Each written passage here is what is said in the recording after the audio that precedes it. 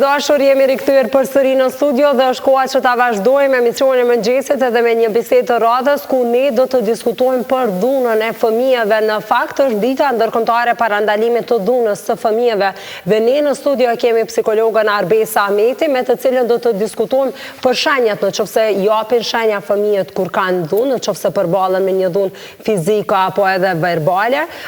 çush mundemi me i dallu, cilat janë bisedat që mundemi me i bu bashkë me fëmijët, po në anën tjetër a mundet me vrejt diçka dhe përmes artit dhe vizatimeve të cilat ata i shprehen, mënyra se që shprehen fëmijët, çka na tregon kjo ne si prind apo edhe si kujdestar mësimdhënës të tyre, çush mundemi me i vrejt në këto shenja, gjitha do t'i diskutojmë bashkë me Arbesën në studio. Mirëmëngjesi, mirë se na ke ardhur. Knatësi, faleminderit shumë. Gjithashtu dhe për ne knatësi. Atëherë flasim çush përkufizohet dhuna në psikologji, çka mund të quajmë dhunë? Fillimisht, me qenë së është dita ndërkombëtare ndaj parandalimit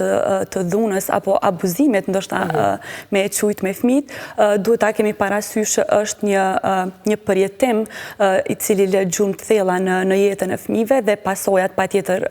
kanë me qenë edhe momentale, mirë po edhe afatgjata. Fillimisht, ndoshta duhet të ndalemi të përkufizojmë lloje të ndryshme të dhunës që më thonë shprehet tek ose që shprehet në fakt tek fëmijët. Kemi forma të ndryshme të cilat domethënë fëmijët i vujnë edhe ndaj cilave ekspozohen. Fillimisht ndoshta përmendim atë që është më e shpeshta, edhe të cilën në fakt mundemi me e vrejt me sy, që në një farë forme jo patjetër duhet të jemi profesionist, e që është dhuna apo abuzimi fizik i fëmijëve. Tu kalu mandej tek dhuna emocionale e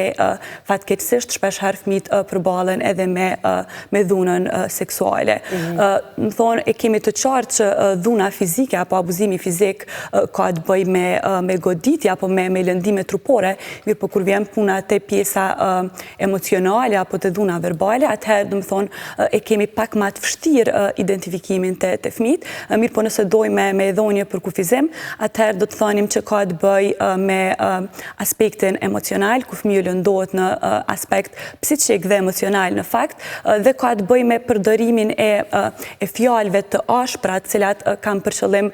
denigrimin e fëmijës apo edhe në farë forme edhe dëmtimin e dinjitetit të fëmijët përmes përdorimit të frazave, fjalëve të ndryshme. Cilat janë shenjat e para dhe a japin shenja fëmijët? Patjetër që po, mirë po shenjat apo simptomat varen prej moshës edhe në çfarë stadi të zhvillimit fëmijët janë. Qysh mundemi me vrejt nëse flasim për aspektin emocional, nëse flasim për fëmijët e vegjël, të cilët ende ndoshta nuk e kanë fjalorin edhe nuk e kanë aftësinë për me kuptu se çfarë po ndodh, zakonisht mundemi me vrejt një regres të aftësive që i kanë fitu. Për shembull mundemi me vrejt probleme apo të lashme me gjumin, nga ana tjetër nëse fëmijët kanë filluar dhe kanë mësuar me kontrollu procesin e urinimit, mundemi me vrejt që këtu ndodh një regres, një kthim rrapa, domethënë fëmijët nuk po e kanë më atë aftësi që e kanë pas më herët, edhe shfaqet mandej edhe simptoma fizike apo somatike, domethënë trupore, të cilat munden me qenë po mdhem barku, po mdhem koka, domethënë këtu munden me qenë të shpeshta, mirë po që realisht nuk e ka një shkak mjekësor të vërtet. Për shembull ka fëmijë që ankon për dhimbje të barkut, edhe ndoshta prindrit fillojnë edhe bojnë kontrolla shëndetësore të nevojshme për me pas se çka po ndodh, mirë po realisht vret që nuk ka ndonjë shkak mjekësor brapa kësaj. E kjo mandej fillon me na bo me dyshu në rregull, nëse fizikisht jemi të funksionu si duhet, çfarë po ndodh mandej në aspektin emocional dhe në aspektin e kognitiv apo njës të fëmija. Dhe kur t'i vrejmë këto shenja, a mundemi me bo një bisedë me këta fëmijë, varësisht prej zhvillimit të tyre? Çush është qasja jonë në këtë rast si prind ndaj fëmijëve? A duhet direkt të dalim te pyetja kryesore apo duhet ta sillim edhe rrotull në mënyrë që me kuptu se çka ka ndodhur? Çka e vështirëson tek fëmijët e moshave më të vogla, le të themi 2 deri në 4 apo 5 vjeç, ku siç e thash më herët ende nuk është aftësia e komunikimit të mirëfillt ndoshta apo thjesht nga moskuptime se çfarë po ndodh në këtë situatë, nuk din edhe me e shpreh edhe me e thonë që dikush më ka lëndu ose unë nuk po ndihem mirë se ti po e thu këta. Ne si psikolog përdorim metoda të ndryshme të fëmijët e kësaj moshe, pra më e shpeshta janë teknika të ndryshme të vizatimit, përmes të cilave ne provojmë me i kërku fëmijët me i vizatu ndoshta vetën në një fletë të bardhë, me i vizatu shtëpinë, me i vizatu antarët e familjes, pjesëtarët të tjerë, apo edhe nëse po dyshojmë që dhuna është duke ardhur nga një ambient tjetër, për shembull në shkollë, atëherë kërkojmë me i vizatu vetën në ambiente të ndryshme, edhe mandej përmes disa teknikave të caktuara, vrejmë edhe provojmë me analizu marrëdhënien e fëmijët në atë ambient apo edhe me personat e tjerë. Mirë, po çka është e dhëmshme është fakti që dhuna jo gjithmonë vjen nga ambiente të jashtme apo nga persona të huaj, mirë po fatkeqësisht vjen nga persona edhe në ambiente të afërta ku fëmia supozohet me qenë i sigurt edhe me u ndjej i dashur. Mundet me qenë nga prindrit, mundet me qenë nga kujdestarët, kushdo që janë ata, mundet me qenë nga rrethi i afërt familjar, mirë po fatkeqësisht dhuna sidomos ajo emocionale vjen shpesh edhe në ambientet e shkollës, ku mandej nëse ndalemi te kjo pjesë tek fëmijët ndoshta matritën, çka mundemi me e vret si simptom është fakti që fëmijët tërheken edhe izolohen, sidomos nga aktivitetet cilat ju kanë pëlqyer me i bë më herët. Ta themi nëse ju ka pëlqyer me qëndru në grup edhe me lujt me fëmijët lojra të caktuara, aktivitete të caktuara, kemi me vret që kanë me fillu me u tërhek edhe me u izolu, mandej edhe performanca akademike e pëson një rënje drastike. Po e themi që një fëmijë i klasës së 4 apo të 5 ka qenë një nxënës shembullor dhe ka qenë aktiv dhe ka qenë i përqendruar gjatë orës mësimore, mundemi me vret që nëse ka fillu me qenë në një ambient abuziv apo të dhënshëm në çfarëdo lloj mënyre, mundemi me vret rënjen e përqendrimit gjatë orës mësimore apo edhe performancën akademike në përgjithësi. Dhe kjo, kur themi dhunën emocionale, do të thotë edhe verbale, nëse edhe i themi fjalë të ndryshme, jo vetëm ndoshta me grushta dhe me shuplaka, pra jo vetëm dhunë fizike, po në anën tjetër edhe dhunë verbale. Ajo se çka i flasim, çka mundet për shembull me qenë dhunë verbale, ndoshta ne e bëjmë si gabim e nuk e vrim që në këtë rast po bëjmë dhunë. A ndodh edhe kjo? Kjo ndodh shumë shpesh, në fakt edhe kjo është një lloj vështirësie kur bëhet fjalë për identifikimin e dhunës, sidomos dhunës verbale dhe emocionale. Për shkak se disa zakonisht mundet me kalu që se ndoshta nuk janë shumë prind të mirë ose që nuk po dinë më mirë, ose ka të bëjë edhe me aspektin kulturor që ase nëse i bojmë presion ma shumë ka me ja dalë ma shumë, se ka njëherë me i bo zërë dhe me i bo stres dikujt, mendojmë që e shtymë për para, por që në fakt kjo që një ullje të vetbesimit, të vetvlerësimit tek fëmija që ma ndej vijnë edhe pasojat në afatgjat, mirë po në qofë se ndalemi në fraza, mundet me qenë, se ti nuk po din, se ti nuk po munësh, ma mirë mës të kishe qenë, më thonë se flasim në raport me prindrit, më thonë këto janë fraza cilat kemi mujtë me identifiku në aspekt klinik, do më thonë gjatë përvojave tona, ndërsa në shkollë, do më thonë mundet me qenë, se shoku është më i mirë se ti, krahasimi. Jo pa tjetër, ndërsa është dhunë verbale, më thonë përse, mirë po janë fjallë të cilat ndikojnë negativisht në perceptimin e fëmijët për vetën e vetë dhe në raport me fëmijët e tjerë. Flasim pak edhe kur është koha ndoshta me u drejtu te profesionisti, a me marrë këtë çështje vetë, me u konsultu në vetë, fillimisht si prind, apo direkt të psikologu dhe të tjerës? Çka është vështirësia në këtë mes, është fakti që fëmijët shpesh herë edhe nëse janë të vetëdijshëm që po lëndohen në kuptimin që po lëndohen fizikisht apo po lëndohen emocionalisht, pse kjo e dyta është pak më e vështirë tek moshat e vogla, ata friksohen, më thonë, është frika që çka nëse unë shprehem e thëmë edhe kjo ka me vazhdu dhe ka me u bu halama e madhe. Me thonë prap, unë po tregoj, mirë po prap po dënohem për shkak se kom tregu edhe supozohem mos me enda me të tjerët. Me thonë kjo është aty qka e vështirësën, do me thonë punën.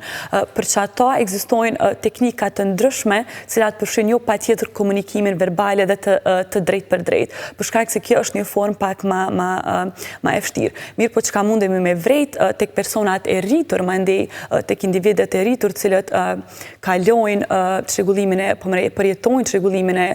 depresionit dhe kryesisht çrregullimet emocionale, është që shumica prej tyre, më shumë se sa 50% raportojnë që kanë pas një fëmini, më thonë, ku ata janë abuzu, qoftë fizikisht, qoftë emocionalisht, qoftë edhe dhunën seksuale që e përmendëm më herët. Kështu që pasojat patjetër që kanë me qenë afatgjata. Më thonë, po flasim rregull, sa jemi fëmijë, po flasim për këtë tërheqjen sociale, po flasim për vetëvlerësim të ulët, vetëbesim të ulët, mirë po si të rritur këta persona kanë me pas më ndej vështirë edhe me kriju raporte sociale me personat e tjerë, qoftë me kriju shoqëri, mirë po flasim edhe për marrëdhënie romantike, aspektin romantik në të ardhmen, për shkak se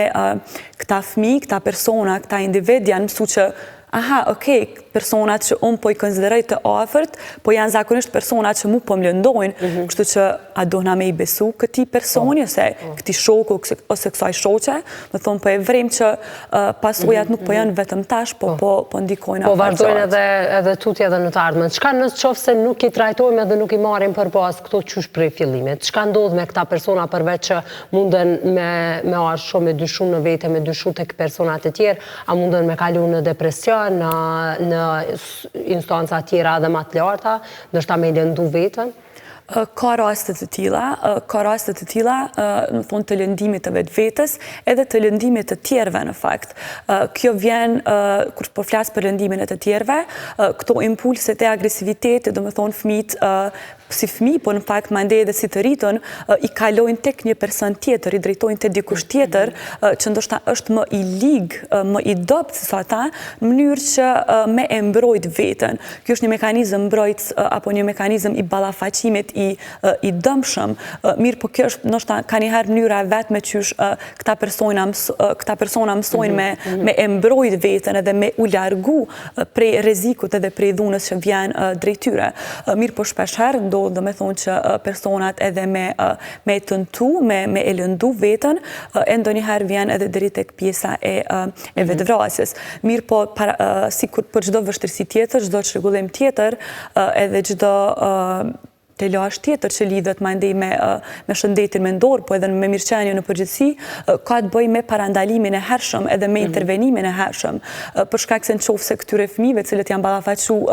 me forma të ndryshme të dhunës, i mësoj mekanizma mbrojtës ballafaques të dobishëm për ta, atëherë fillimisht po e largojmë prej atij ambienti, për shkak se nuk mundemi me intervenu edhe me bu ma mirë situatën, qoftë se nuk e kemi ndalu dhunën, nëse nuk e kemi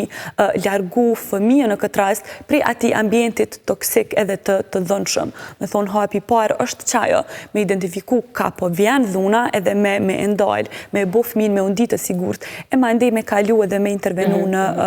intervenim terapeutik. E qysh me bu ndoshta ne një fëmijë të ndihet i sigurt që është në rregull, që se ti vjena dhe më tregon mu çka ka ndodhur? Tash vonë, ndoshta këtu kisha desht me diskutu edhe mbi psikologët shkollore dhe rëndësinë që ata e kanë, për shkak se nëse flasim për fëmijët që kanë fillu shkollën, është ndoshta prej mënyrave më të lehta për me e identifiku dhunën, për shkak se psikologët shkollorë në këtë rast janë përgjegjës për me vrejt progresin e fëmijëve, mirë po edhe mirëqenjen e tyre. Tash vonë, bile kam disa kolege psikologë shkollore që kanë vrejt edhe kanë identifiku rastet të dhunës në familje dhe në këtë rast ndaj fëmijëve, edhe ka qenë aty hapi parë ku me thonë kanë intervenu përmes organeve të caktuara për mbrojtje me thonë të fëmijëve apo këto organet sociale që janë që ekzistojnë, edhe me thonë është bën një ndërhyrje, një intervenim që me e largu fëmijën prej atij ambienti të dhunshëm. E ma ndej prej këtij hapi, ma ndej kalojmë në terapi edhe në intervenim terapeutik. Por rastet në që se i marim si friksim, flasim kur fëmijët janë më të vegjël edhe i theme ndoshta i friksojmë diçka për me fjetë, ose i friksojmë për ndonjë lloj mënyre mos me e bo një veprim të caktuar, ose me e bo një veprim të caktuar, quhet dhunë edhe kjo? Apo mundet me ndiku edhe kjo? Ndikon, mirë po kur flasim për dhunë, ndoshta ka të bëjë me konsistencën, është më shumë si shprehi, për me friksu që me bo ndoshta me u bindë ndonjëherë, me dëgju fjallën tonë, është e dëmshme, jo pa tjetër kësha me thonë që është dhunë verbale, për shkak se dhuna më shumë ka qëllimin e denigrimit edhe, më thonë, me ulljen e ati imazhit edhe vetë perceptimit të individit. Mirë po, në rastin që ju po e përmendni, jo pa tjetër kishe me e qujtë dhunë, thjesht ndoshta të bëhemi të vetëdijshëm për ndikimin që mënyra të tilla të prindrimit kanë me pas të fëmiu. Për shkak se zakonisht fëmijët i friksojmë me kafsh, me ndonjë qena, me ndonjë ujk, që ndodhë shumë shpesh, ndoshta thjesht me provu me gjetë një mënyrë tjetër, për shkak se mandej po i krijojmë një frikë të pa arsyeshme tek fëmia në këtë rast. Të doktorit e policia, po. Në fakt, shpesh herë fëmijët pritojnë me shku te mjeku jo për shkak të dhimbjes që ndoshta e ndjejnë ku shkojnë, mirë po pikërisht për shkak të se ata fillojnë edhe e krijojnë një perceptim që nëse shkoj te doktori është diçka e keqe, edhe unë kam me u lëndu, edhe unë nuk kam me qenë mirë, e mandej momentin që fëmijët e shohin një mantill të bardhë, pavarësisht ta është i mjeku, ta është i dikujt tjetër, me njëherë ngjallet kjo farë frika. Qysh kam edhe një pyetje, qysh me ngrit vetbesimin të fëmijët, qysh me i bë ata të ndihen të sigurt, me pas një vetbesim të vetja edhe tutje, kjo pastaj do të ndihmojë edhe në pjesën tjetër të ardhmen. Varet zakonisht prej moshave të fëmijët. Të fëmijët e vegjël, intervenimet terapeutike zakonisht lidhen në formë të lojës, mirë po edhe zakonisht një shprehi që përdoret është fakti që provojmë me i mësu fëmijëve fraza të ndryshme që lidhen me diçka pozitive, sikur unë jam shumë i mirë, unë ja dal shumë mirë, unë jam një fëmijë i mirë, provojmë me i mbjellë ata fazat të tilla, edhe me i përsërit, jo pse ata automatikisht kanë me e kuptu, mirë po fillojmë diko, është një farë starti, është një fillim. E mandej provojmë me i dhonë gjanat vogla, me i bo detyrat vogla, me i bo, e mandej na fillojmë edhe i duar trokasim, edhe brohërasim për ta, në mënyrë që me e kuptu që ata janë të mjaftushëm, edhe janë mjaftushëm të mirë në fakt, edhe thjesht janë të aftë, edhe jo pa tjetër je i padobishëm nëse një person vazhdimisht ka thonë je i padobishëm. Thonë provojmë me u jap aktivitete në mënyrë që ata me e kundërshtu me thonë këtë besimin që e kam pas deri tash. Mirë po prapë nuk e bëjmë në kuptimin që hej, ti je shumë i mirë për shkak se kjo zakonisht bëhet te fëmijët që janë më të vetëdijshëm, që janë më të rritën, mirë po te fëmijët e vegjël, domethënë bëjmë në mënyra do të me inkuraju qysh edhe prej fillimit. Patjetër. Raste të tilla sa i përket dhunës ka të shprehuar në Kosovë, ka ata të cilët janë të gatshëm të kontaktojnë edhe të vinë të marrin seancat e psikologut? Zakonisht fëmijët referohen prej dikujt, nuk janë ata që vinë vetë dhe domethënë janë po vazhdojmë me cikë që janë të vetëdijshëm. Ndodh shpesh në fakt të adoleshentët, më thonë, fillimisht ka fillu me rakje stigma e psikologut edhe vizitave të psikologu, që ka realisht po e bën shumë atlet identifikimin, mirë po fëmijët zakonisht referohen, ose referohen nga prindrit, ose referohen nga familjar të afërt, të cilët kanë qenë të pranishëm, kur ka ndodhë, dhuna qoftë fizike, qoftë, po e vrenë që po është një dhunë sistematike, verbale ndaj fëmijës, edhe po i vrenë këto shqetësimet e para, vinë me rekomandimin e familjarve, edhe tash, vonë, me qenë se ka fillu një farforme me ngrit prania e psikologëve shkollor në përshkolla dhe për bënd let identifikimin, zakonisht, vinë referimet prej këtyre Dhe kanë efekt seancat? Në shumicën e rasteve po, sidomos nëse intervenimi është i hershëm, qoftë se kemi fillu herët edhe në qoftë se kemi fillu në moshë të hershme. Mandej ka faktorë të ndryshëm që ndikojnë kur flasim për efektivitet, ka të bëj mandej tiparet e personalitetit, qysh jemi mësu me u përballu me situatat, në qoftë se po flasim për mosha ma tritune për adoleshencën, po që qëllimi është kjo, qëllimi është me ndihmu edhe ka metoda shumë të efektshme, mënyrë që mos të themi ndoshta me e zhbë dëmin, mirë po me i largu pasoja. Arbesa, faleminderit shumë për kohën, faleminderit për gjitha këto informata, për këshillat cilat i këndo me ne, uroj që